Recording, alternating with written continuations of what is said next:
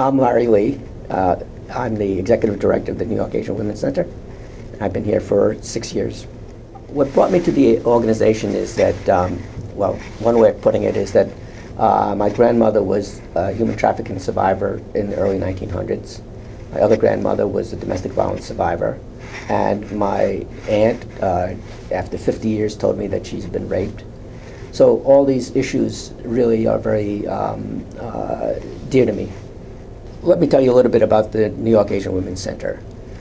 First of all, we're the largest domestic violence agency focused on Asian Americans in the country. We're a premier human trafficking agency in New York City.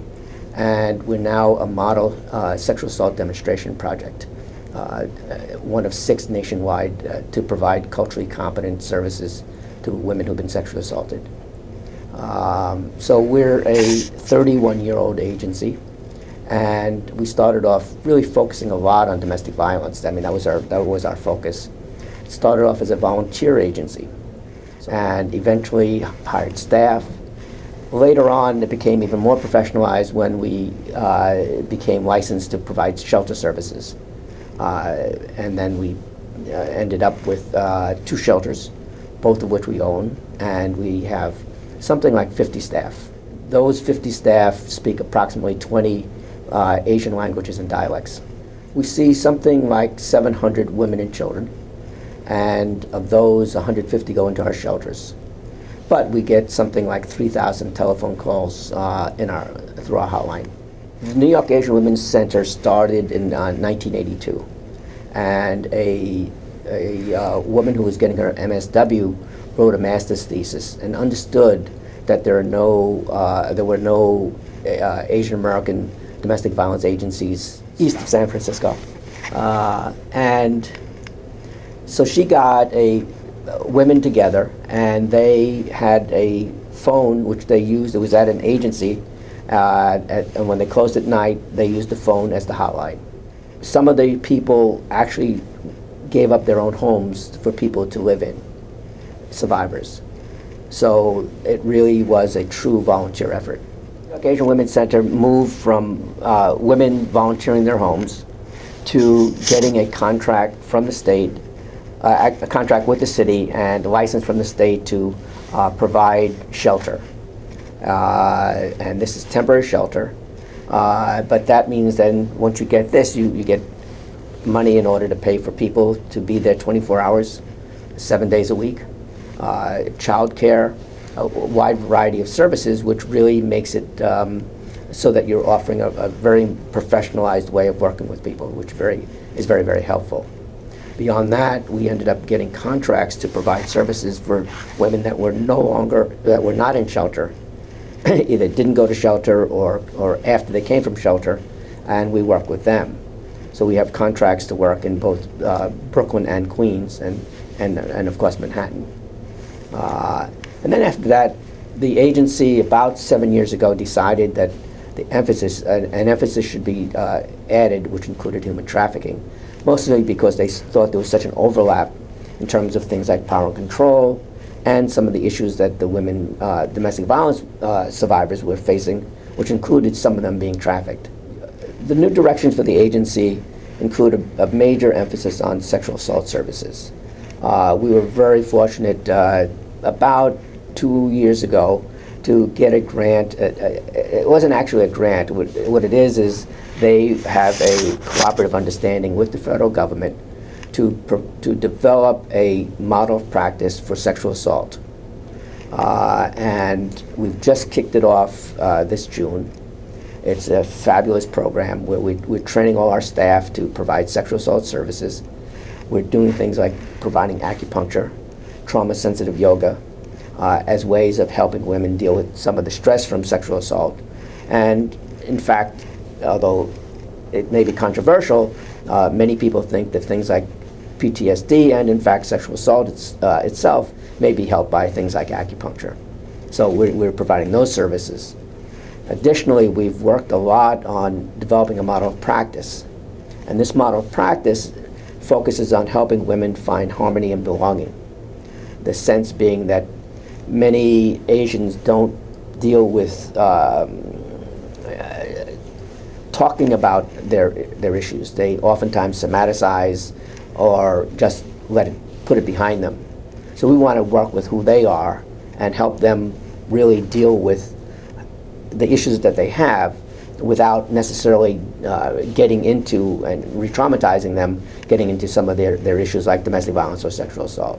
We've worked extensively with many domestic violence survivors, thousands over the years, right? We've been here for 31 years, so we've had many women that have gone through our program.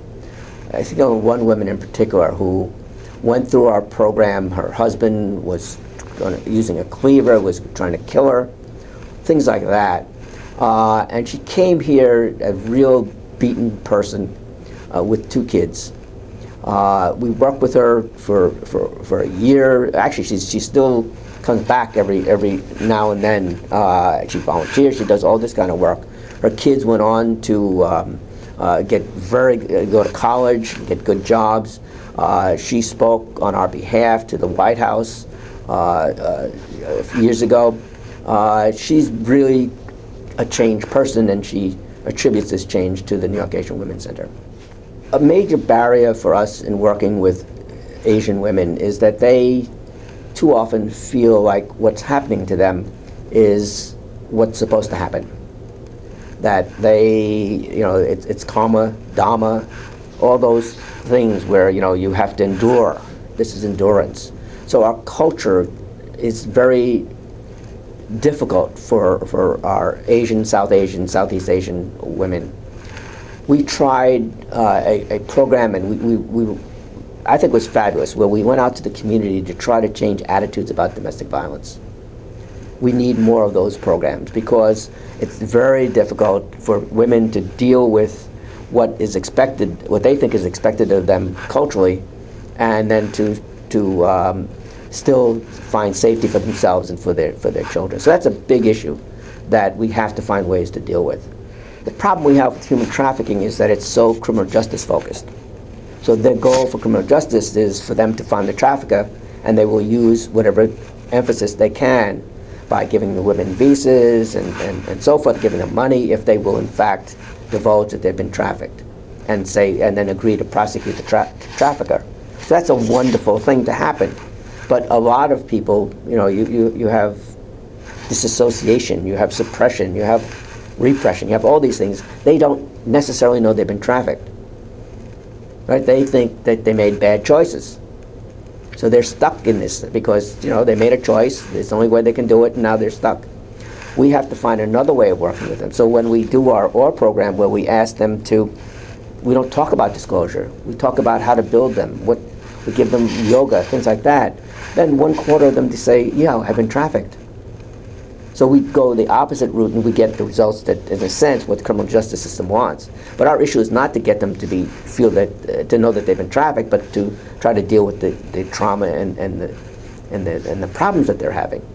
So if you focus on that, I think it matters a lot. And I think if we ended up with our dream is to find ways to get funding so that we can have another approach that's not so focused on criminal justice.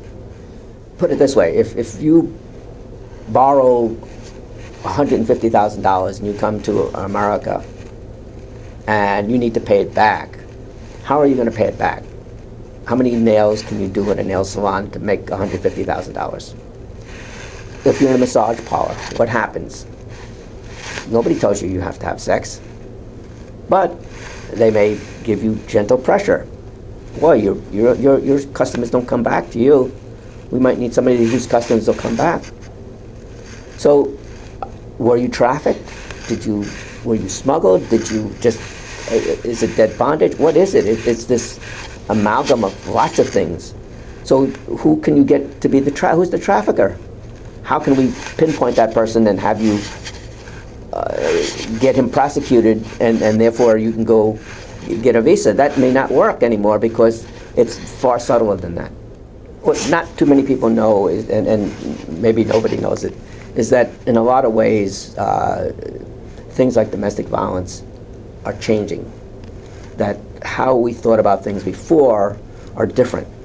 Like in 30 years ago, they felt like it's so important to get orders of protection save women from being beaten and so forth. And now they're discovering that, in fact, it may be an impediment to immigrants, because they don't want to get an order of protection. Because if they do, then they may be deported.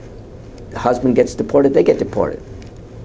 So then, you know, if you tie, you can't get housing unless you've had 2 orders of protection, that discriminates against women that don't want to do that. So the awards that we've gotten over the years, I think a couple of presidents have given us awards, governors, mayors, and we're getting one coming next, a week from tomorrow.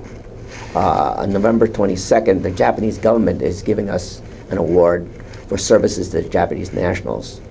And these services go over 7 states. So to me, this is an award, it really is an award to the staff for their ability to outreach, for their ability to provide fabulous counseling, and to work with the government so that they recognize how valuable this is.